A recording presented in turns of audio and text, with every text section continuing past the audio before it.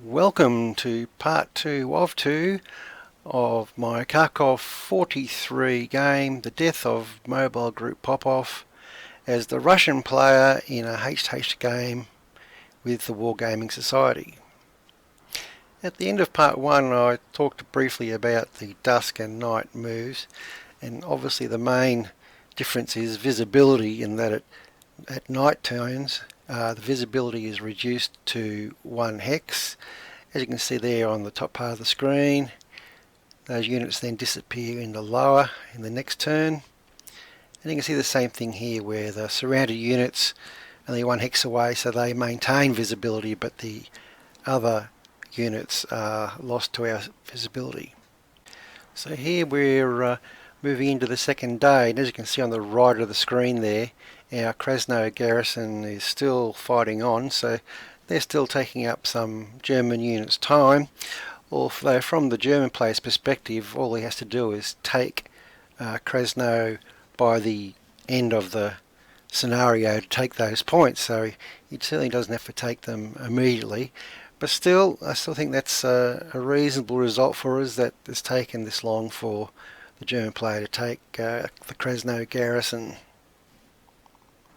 We will stay with the south. This turn I was making a feint with my small recon unit there in the east towards Vodyaroy, and with my fairly weak brigade I was trying to divert the opponent's attention from Maievka in the north. Unfortunately, screening forces were strong enough to hold me at bay, so they didn't really achieve the desired result, but you're basically trying to do anything to stop the opponent where you don't want him to go, which is Maievka, of course, in this instance. You may remember from the first video, the basic strategy is to keep retreating 1 hex away from the Germans and thus avoid the power of their assaults. But when you have a key point like Maievka, which the game will basically revolve around, or the result will revolve around, as the Russian player you're forced to try and make a stand. So you have to try and take advantage of whatever terrain you have, which in this case is the village hexes or the town hexes, and see if you can shoot it out. But the German assault was just turned out to be quite overwhelming. Maievka held out for quite a few turns, and it was a longish battle. There was really no chance to counterattack because the Russians just don't have that amount of punch. Most of my tank units had like 2 or 3 tanks in it, which represents roughly 30 men, and they were fighting against infantry divisions with somewhere between 100 and 500 at the most. I mean, they would have been fairly whittled down. But eventually the Germans had their way and Maievka fell. So at the point when Maievka fell, you could try a suicide attack with the Russians to try and get it back, but the overwhelming strength of the Germans in this location just meant it would have been a Pyrrhic victory and probably just exhausted your troops anyway. So I just chose to do the retreat and protect the hexes to the north.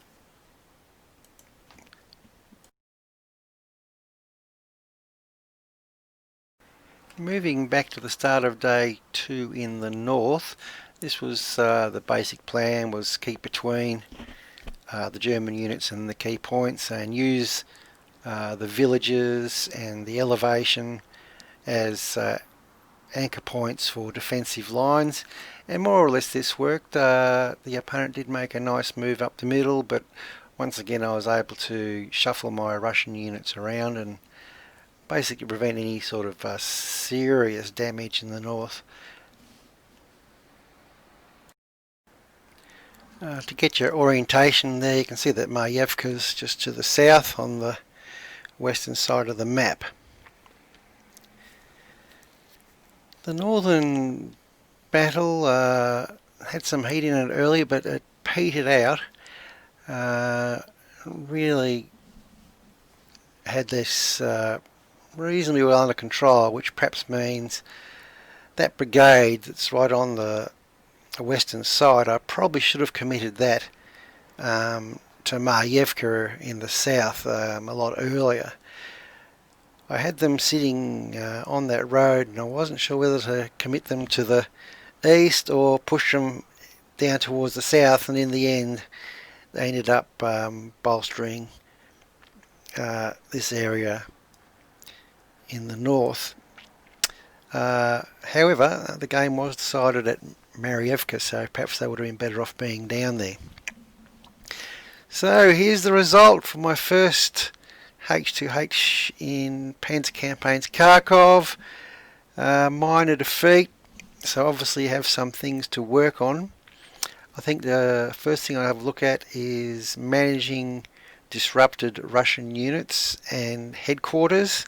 They're interrelated, so I'll have a look closer there next time, and have a look at supply and see if I can figure out something there. But I hope you've been able to get something out of the two videos about learning the Panzer Campaigns games. They're mechanically quite easy, but the devil is in the details, and this is all part of the fun of playing these games. So if you're interested in a counter warfare, have a consider John Tiller software, Panzer Campaigns.